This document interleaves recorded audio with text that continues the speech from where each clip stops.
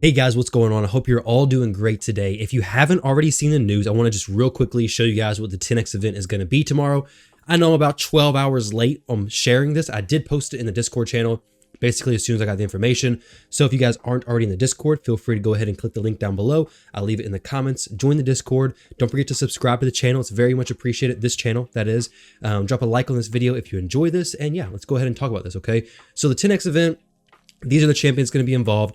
I'm just going to do a real quick overview. Ithos, Gentoro, Brachus, Kandrafon, Gala, Whisper, Anax, Seeker. Overall, very, very solid champion options, okay? All these champions are good. None of these champions are bad. I wouldn't be upset with getting any of these champions. For me, all three of these legendary affinity champions would be brand new. I really want Kandrafon, but Brachus and Gentoro, I'd be perfectly fine with as well. So I'm probably going to be pulling during this event tomorrow. I don't really want to pull all my sacreds, but in a way I kind of do because I would really, really like a Kandrafon for arena defense. Now, looking at all these champions, like I said, they're really good. They're not like crazy overpowered break the game necessarily, but I mean, Ithos is actually a top tier champion for sure, nuking, but Seeker, okay? Seeker is the one I want to draw all the attention on this video. All my attention is going to be on him. The reason why I say that is because obviously, well, depends on how new you are to the game, how long you've been playing, but if you didn't already know, Seeker is massive for this clan boss team specifically.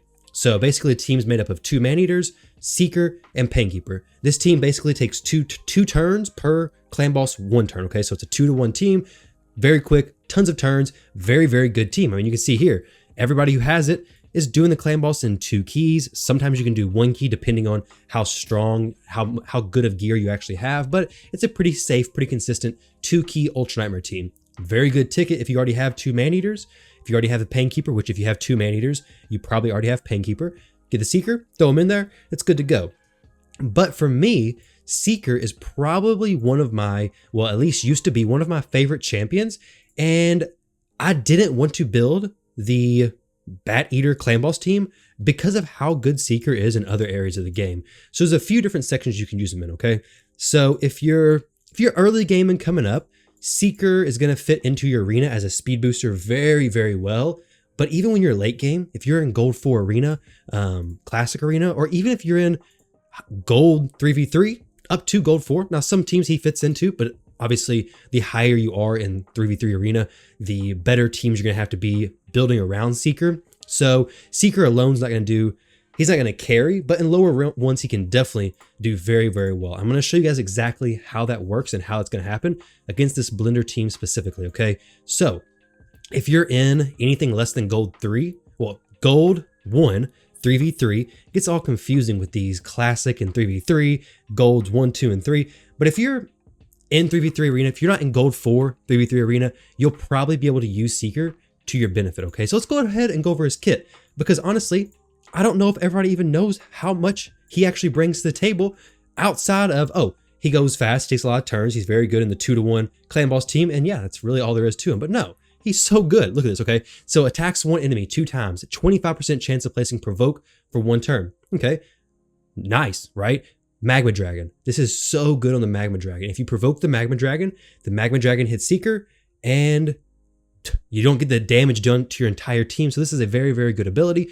Granted, it does take 7 books. It is worth it because it takes this 25% chance up to what? A 50% chance. Now, I'm not 100% sure if that's 50% chance per hit or 50% chance overall. I think it's 50% chance overall, but either way, very, very good ability and worth the books. I mean, he only has 2 abilities. Now, take a look at the second one. Fills the turn meter of all allies by 30%. Places a 50% increased attack buff on all allies for 2 turns. Grants an extra turn. So basically, once you get this fully booked, 3-turn cooldown, he's going to be using this, and then he's going to be using his A1, which if you're following along, he's essentially going to be using his A1 ability every single turn. So if you're doing the Magma Dragon, he's going to have a better chance of keeping that provoke up all the time. If you're doing Arena, whenever you speed boost, if you're using him in a fast team, he's going to have a chance of provoking, say, the enemy speed booster in case you're maybe a little bit out of speed tune.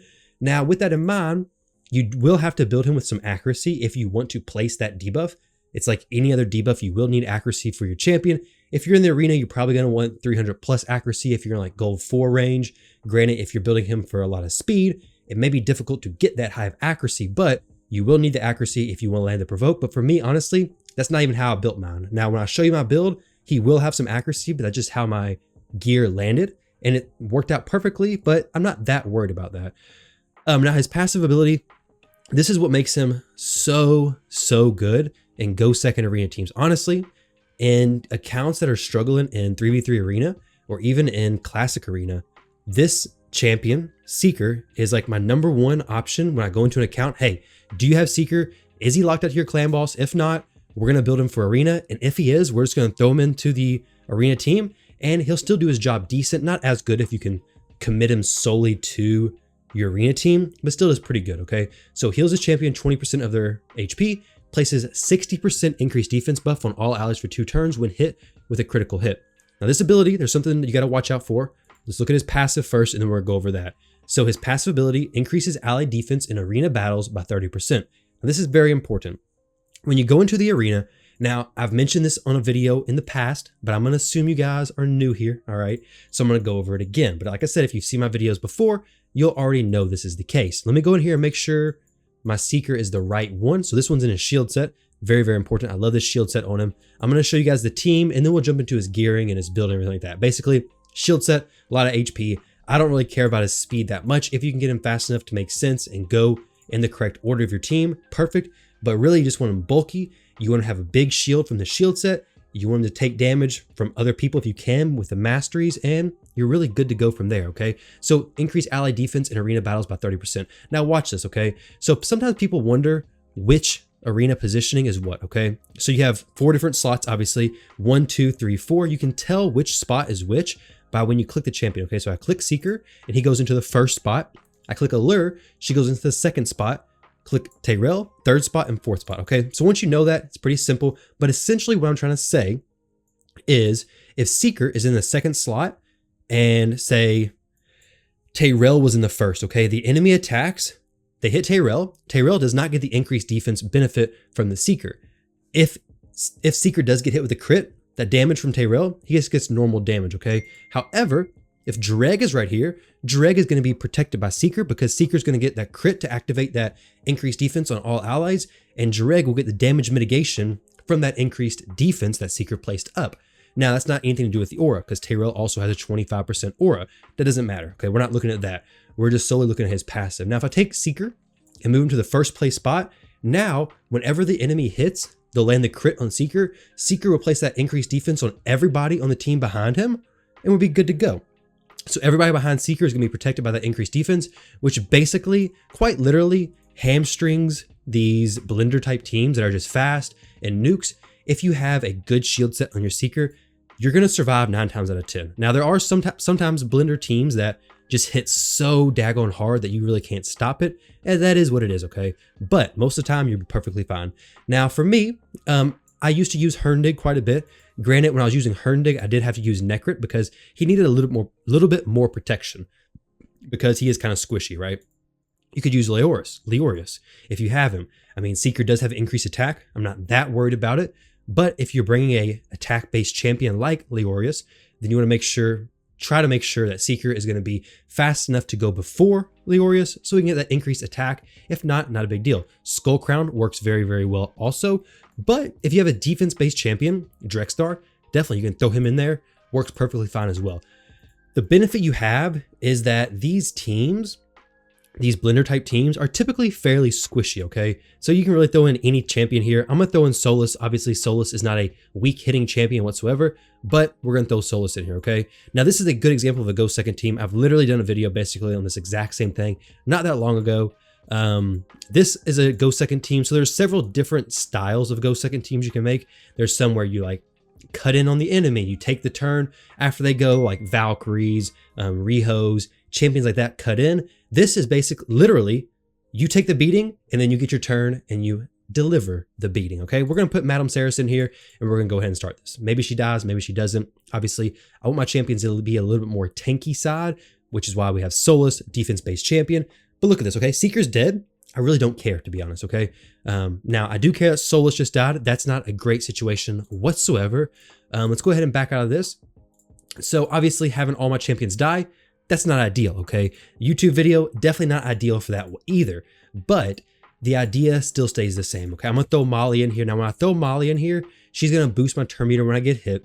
She also has a shield set, so it's going to be a little bit bigger shield. I don't know if my Sky Touch Shaman was even geared, so that's all things to keep in consideration. Also, the enemy did use all their AoEs, and the Skull Crowns and Sinesha, I think, did get a turn after that. We had quite a bit of damage coming through, right? So now we got all this damage. Molly's boosting turn meter. She can use her Provoke. Sky Touch Shaman's going to get her turn, heal up everybody. And for whatever reason, Solus has decided that he just wasn't in the mood for it today, okay? So we're going to try this one last time to go ahead and show you the concept. I could throw my Necrit in here. He would make it too easy. Necrit is so good about keeping people alive. But let me show you guys with something else, okay? So Magnar is not going to get a boost, but he is tanky, all right? Now, like I mentioned, not all the Blender teams you're going to do tremendous against. Obviously, depends on the level you're at and everything like that. But this, there's no way Magnar is going to die, right? Like, Magnar is going to stay alive. He has like 80,000 HP. I think he's good to go. This is more geared to the level I'm at currently, and obviously the speed of my team isn't really that fast. I haven't really speed tuned anybody for this. They're all pretty slow. It is what it is. Now, Molly's not that slow. Molly's like 250 or something, but here, Magnar gets his turn. Good to go, okay? So obviously, it's best if you can get a DPS champion, a damage dealer, who actually stays alive. But if you have a champion like Necrit, who can do even better about keeping people alive, perfect. Seal of the Drakes works very well. Iron Brago mixed in a team like this. So if you need to just go all out defensive type team, if you really need all the defenses you can get, you could throw your Seeker in here alongside an Iron Brago. You could throw him in here alongside a Brogni, Rosin, Seal of the Drakes. Those defense-based champions who also hit pretty hard, have good survivability mechanics as well. Champions who you build to be pretty tanky work very well in a Go Second team with Seeker as the leader, because he brings that extra layer of survivability that you need to help your team stay alive. Now, obviously, those first two examples that I gave were not good because the team got wiped out, clearly, right? But I kind of underestimated the enemy's Blender team. I didn't test it before this video. Maybe I should start doing that. Test them out, my teams, before I jump in there and see, oh, is this actually going to work? Or am I going to look like I'm just playing some pranks on the YouTube videos? Definitely not playing pranks. You can see that in my other video. I'll link that somewhere around here. You guys can check it out where I ran through more. I literally used to use Seeker team in my 3v3. Like I said, though, it was a Seeker with Necrit plus Sky Touch Shaman and Herndig. So it was a lot more tanky. Necrit protect Herndig, no problem. Literally Necrit and Herndig by themselves could probably survive most things, but Seeker definitely kept a lot of the damage away. Now, talking about Seeker's gear, okay, I mentioned this a little bit before, basically just throwing him in his shield set, getting his HP high. Now with mine, I try to get his speed decent, okay? He has 67,000 HP. I know some of you guys maybe will get more HP, some maybe not as much, but you do want to make sure his shield is decent, right? These shield sets, you don't want to take your Seeker against teams who can strip. Obviously, shield set's not good against people who can strip your shields off of you. So enemy Cephalias, enemy Kymars, anybody who can strip, okay? So you gotta be careful with that. But this team works perfectly fine against Hedgies, assuming you have somebody cleanse you. But the shield set there. Now for the masteries, we have Bulwark and Selfless Defender. Basically, I'm trying to get Seeker to take as much extra damage onto himself as possible. If you wanted to go a different build with Seeker, speaking of earlier in this video, I mentioned you could use him as a speed booster. I had a little speed tuning breakdown pulled up right here. So you can take Seeker in the route of just having him protect your team, give him that little extra layer of survivability for your team, or you could throw him as a second speed booster for your team, okay? So maybe you use, let's say you're gonna have Skull Crown in the arena, all right? So Skull Crown is gonna be your damage dealer. You're gonna run, let's think, what's her name? Golden Reaper, okay? So Golden Reaper is a champion who's kind of overlooked quite often. She's gonna use her A3 ability, that's her speed boosting ability, and then you're gonna have Seeker as the second champion to go. So if you look at Golden Reaper, basically she just has a increased turn meter plus an increased speed, okay? One of the few champions who has both those abilities. She's not used that often. She doesn't have a speed aura. I really wish she did, but as a speed booster, if you pair her with a Skull Crown, she's very good. Or any champion with a speed aura for the arena works out perfectly, okay? So her into Seeker allows your Madam Ceres and your Skull Crown, if you're using those champions, right? Your Madam and Ceres and Skull Crown can be 156 speed and still be speed tuned, which speed tune basically means you're gonna go in order, nobody's gonna cut in, assuming there's no enemies who manipulate your turn meter, and you're gonna be good to go. That's if your Golden Reaper is at 250 speed. Let's say you're using Gorgorab instead, okay? So maybe you have Gorgorab, you wanna use his A2 ability for the speed booster, Gorgorab 250 speed, Seeker needs to be 218 speed, your Madam Ceres and your Skull Crown can be 178 speed. So you can kind of see how Seeker has hopefully you guys can see how Seeker has a few different roles, okay? You can build him in a shield set, even a guardian set. Guardian set does work.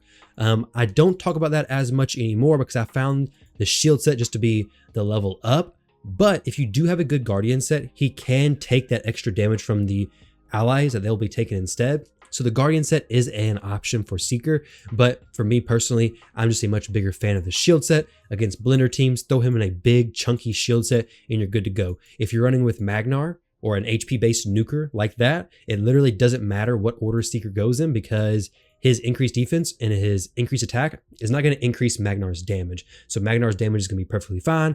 The increased defense is going to benefit him basically no matter what, because as long as you're getting hit with a crit, increased defense is going to be up. It's going to benefit Magnar, allow him to be more tanky, but it's not going to change his damage overall. So Seeker, two main builds outside of the Bat Eater Clan Boss team that you can go with that I think are very, very viable. So if you already have one Seeker, you end up pulling a duplicate Seeker, don't feed him. Consider these two different builds. These are exactly why I did not do Bat Eater Clan Boss team for so long. Then I switched to it, realized it takes way too long to actually run Bat Eater Clan Boss, and I have other options anyways for Clan Boss. So now my Seekers are, one is out of commission currently, and the other one is sitting in a shield set for when I need him. So I use him in the Magma Dragon, I use him for Faction Wars, I use him for Arena, and overall, I really like him. I think he's a great champion, probably one of my favorite epic champions in the game. So 16 minutes into this video, I was trying not to make this video too long. Hopefully you guys got a good idea of what Seeker can do, a good idea of his masteries broken down. Like I said about his provoke, very good ability if you can get it. It just depends on what you want to prioritize, okay? These are the masteries that I have set up. I do enjoy these masteries, grabbing a little bit of extra accuracy over here. Obviously, if you want to get more accuracy, you can grab Eagle Eye over there versus Bulwark. Not going to make a huge difference as far as the damage mitigation. Grab Eagle Eye, get you a little extra accuracy, start applying that provoke more often. It's a little bit better if you expect Seeker to actually take a turn. For my examples, I didn't really expect Seeker to take a turn, so I want him to take as much extra damage onto himself as possible, okay? So obviously I could go in here, give him more HP. I could probably push him to like 80 or 90,000. I use Necrit now, so I have other options on my account, but Seeker is a very, very viable option. Super good champion, especially if you're struggling in 3v3 arena. He makes for such a good champion to give you options against hegemons, give you options against blender teams, give you options against any team that is faster than you but doesn't have a strip champion. Okay, so the biggest issue with Seeker is in shield set is he's weak to champions with a strip. Okay, so they have a strip, decreased defense, you gotta be careful. But hegemon, blender, definitely a very, very, very solid option. Okay, any team's gonna go before you and just hits hard. Don't want to go against strip champions, okay? Keep that in mind. Don't deal with those strippers, all right? So thank you all for watching this video. I hope you enjoyed. Hopefully you learned something, and I will catch you in the next one.